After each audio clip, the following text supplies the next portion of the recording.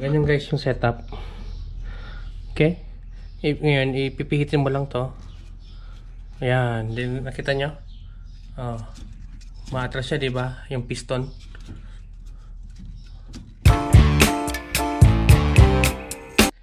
Hi guys! Welcome back sa aking channel. Welcome back sa aking vlog. For today's vlog, ang gagawin ko ay magpapalit ako ng disc rotor nitong aking Honda Civic sa front. Papalitan ko siya dahil sa kapag nag-preno ako guys ay nag-shake. So kakapalit ko lang nito siguro ay year and a half. Nagpalit ako ng rotor disc, pero ang nangyari medyo siguro mahinang klase yon or hindi siya quality. Nag-warp yung aking disc, kaya pag nagkipreno ako nag-wiggle yung aking manibela. So yeah, gagawin natin guys, papakita ko lang sa inyo kung paano ang pagpapalit ng rotor disc at ng brake pads ng Honda Civic. This is 2006 model, pero pare-pare siya ng hanggang 2011. Isang generation yun eh. So yeah, itong aking Honda Civic na to ay medyo luma na yan. Crack yung aking windshield, tinan nyo yan, pero hindi ko siya pinapalitan pa. Umabot na dito. So pwede pa naman yan kasi double coated yan, meaning kahit pa may crack ng ganyan hindi naman siya bibigay hanggat hindi na kukoberan yung vision mo sa pagdadrive. Okay pa siya, pero papalitan ko yan soon. Meron ako ditong floor jack. Yan, gagamitin ko siya at syempre support ng aking mga stand na jack.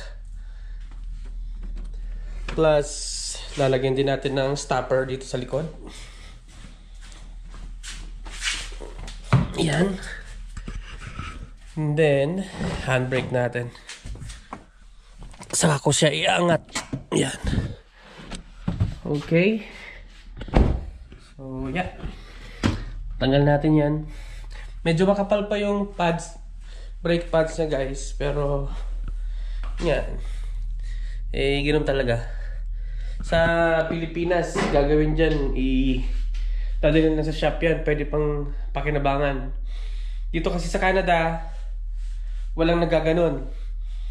Or kung may naganon man, mas mahal. So, bili ka lang ng bago, palitan.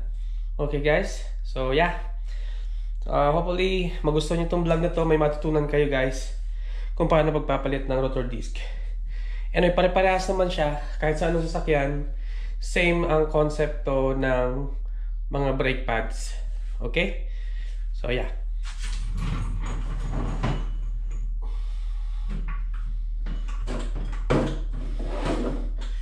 Yung guys, iaangat lang natin tong ating Honda Civic.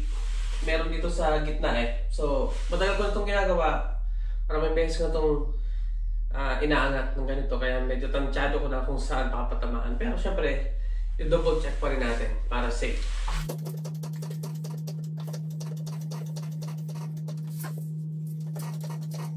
Yan. Okay na siya guys. Lang natin ng support. Magkabila. So, yeah. Tatanggal natin yung gulong.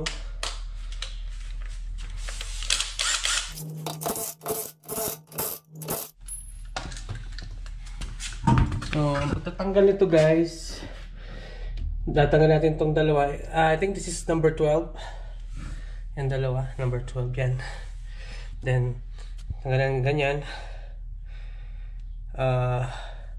Kailangan din palang tanggalin to para matanggal natin itong buong disc. Okay? So, pero yung dalawa, yan yung aking mga naipundan na gamit. Malaking tulong kapag nag-DIY.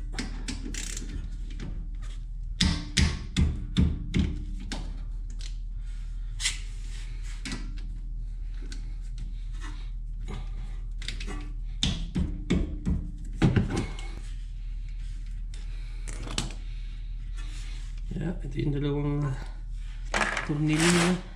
So guys, meron kayo nito para kapag nagtanggal kayo nito, hindi siya mabanat. Yan o, gaganin mo lang yan. Yan, tanggal na.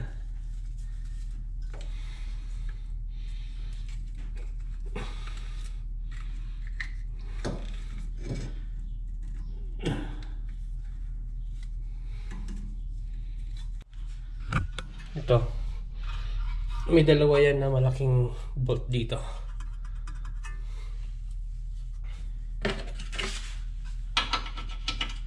Yeah, number 17.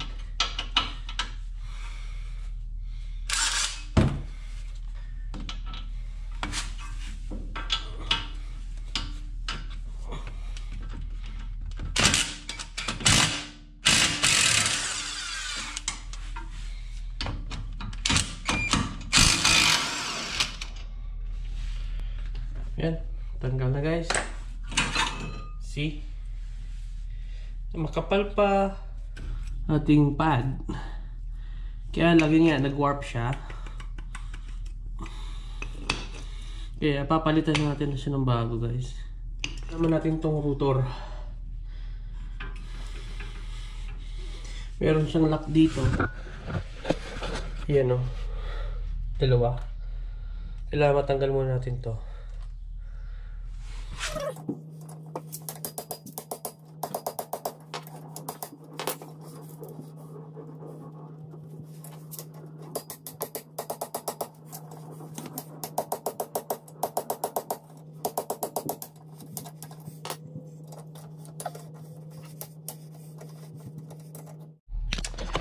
So, yun guys.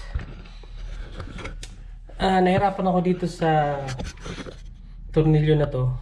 Normally talagang ito yung mahirap tanggalin. So, ang ginawa ko, gumamit na ako ng barena para magkaroon lang siya ng siwang dito sa dalawa. And then, ginamit ko to. Yan. Pinupok. Kaya yun, lumuwag na siya guys. Ay, nako. Yan o, lumuwag na.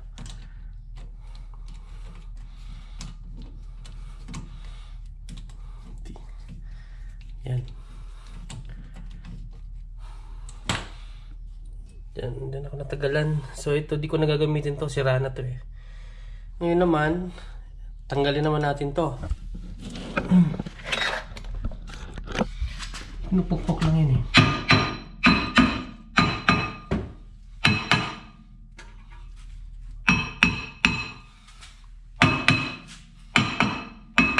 Ngayon, ayaw. Ayaw siya matanggal. May isa pang technique dyan guys. Kita nyo to. Number 12 yan. So hiramin ko to para pang lagay dito. I-screw ko siya dito para lumuwag yung ito. Ipupush niya tong rotor palabas.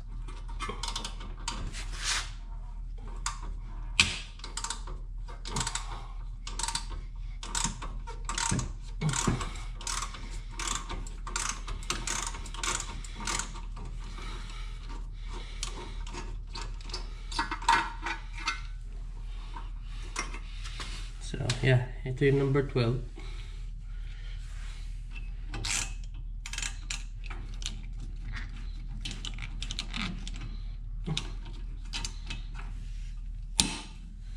Yan. Yan, tanggal na. Ha? So, ito lang guys.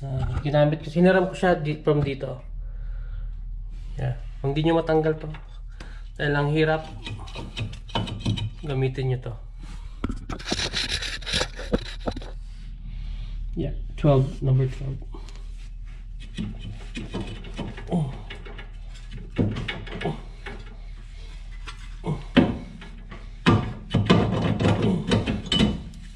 Yan. Tanggal na. Lilinisan na ng konti yan guys, and then palitan na natin. So ito guys yung aking pamalit. Nabili ko po sa Auto Value. Ito yung pads. So may steel brush ako dito guys. Linisin muna natin to. Para hindi magkalawang.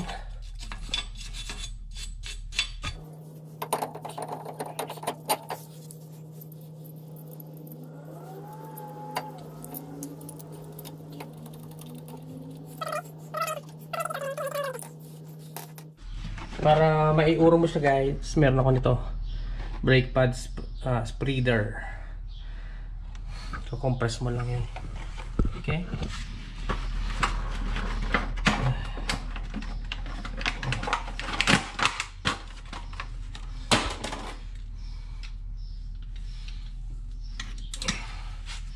So yeah.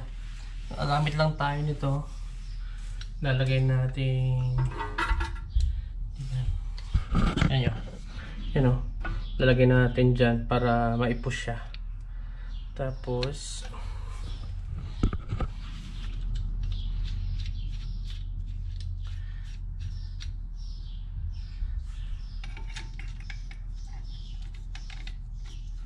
yan. So ganyan guys yung setup. Okay, ngayon ipipihitin mo lang to. Ayan.